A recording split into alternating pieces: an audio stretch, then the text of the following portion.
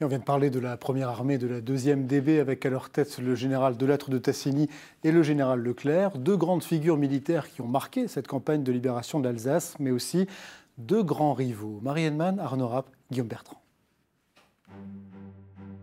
Les généraux Jean Delattre de Tassigny et Philippe Leclerc de Hautecloque.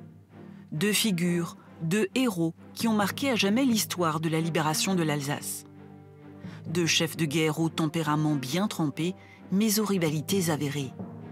13 ans d'écart les séparent. Leur parcours de jeunesse et de formation est pourtant identique. Tous les deux sont issus de familles aristocratiques, de brillants Saint-Cyriens qui choisissent la cavalerie. Dans leur trajectoire, 1940 marque un tournant.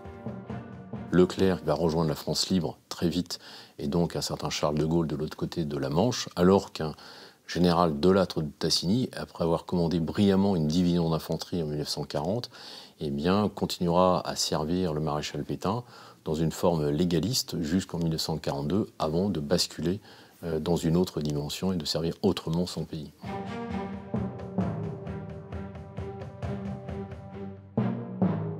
Leclerc ose tout et ça marche en plus.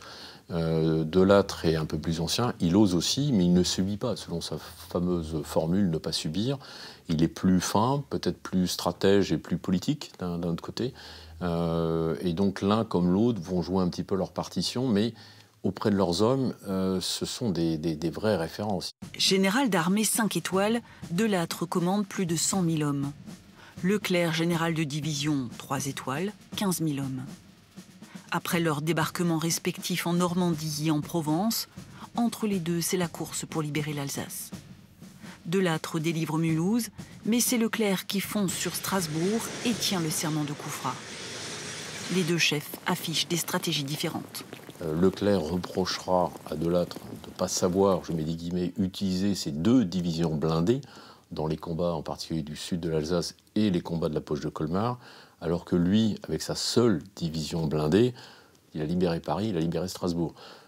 Delattre ne libère ni la capitale de la France, ni la capitale de l'Alsace. Donc, après la libération de Strasbourg le 23 novembre 1944, cette rivalité va s'accentuer un peu. Début décembre, Leclerc, de bonne grâce, obéit aux ordres et fait participer sa deuxième division blindée, on va dire, au combat de la poche de Colmar, au nord de Colmar. Ça va durer un temps, mais à l'approche de la fin du mois de décembre, ça va mal se passer. Et Leclerc va se plaindre aussi de son côté auprès de Gaulle, comme Delattre va se plaindre du comportement d'un général qui n'est finalement qu'un subordonné. Le roi Jean et le fougueux Leclerc ont pourtant chacun leur rôle dans le jeu politique de Gaulle, pour qui l'armée française doit participer à la libération du pays. Hors de question de laisser les Américains agir seuls, mais la marge de manœuvre est étroite. Le général Leclerc sert directement au sein d'une unité américaine et bénéficie de toute la logistique américaine beaucoup plus facilement qu'un Delattre pour ses hommes. Et ça, c'est un élément très concret. Et d'ailleurs, Delattre s'en plaindra aussi auprès du général de Gaulle en disant « Mais pourquoi Leclerc bénéficie-t-il aussi facilement d'essence, d'habits, etc. etc. » Après la chute de la poche de Colmar, c'est Delattre qui a les faveurs de Gaulle pour réaliser la campagne d'Allemagne et signer la reddition militaire. Mais 4 jours avant la capitulation, c'est Leclerc qui prend symboliquement le nid d'aigle de Berchtesgaden, l'antre d'Hitler. L'ambition des deux hommes est vite stoppée. Leclerc meurt le 28 novembre 1947 dans un accident d'avion. Delattre le 11 janvier 1952 de maladie. Ils sont tous deux élevés à titre posthume au rang de maréchal de France. Dans les livres d'histoire comme dans l'imaginaire collectif, restera leur cavale héroïque.